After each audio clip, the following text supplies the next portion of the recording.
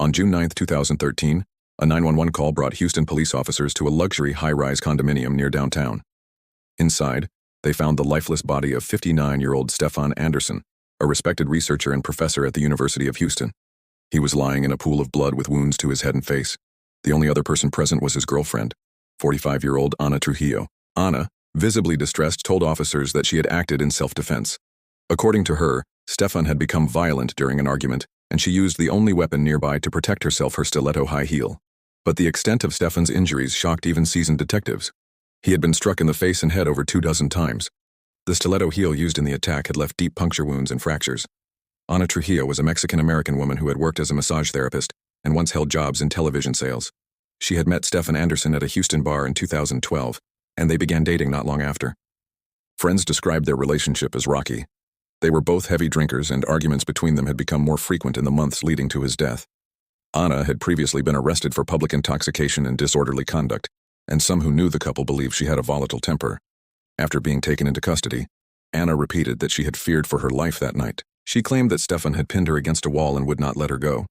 She said she had no choice but to grab her shoe and defend herself. Investigators, however, doubted the story from the start. The crime scene told a different story. There was no indication that Stefan had attacked her, and Ana showed no visible injuries. The number of blows, the locations of the wounds, and the force involved led them to believe this was not an act of self-defense, but of rage. In April 2014, Ana Trujillo stood trial for the murder of Stefan Anderson. The prosecution presented the bloodied stiletto, which had become a macabre symbol of the crime.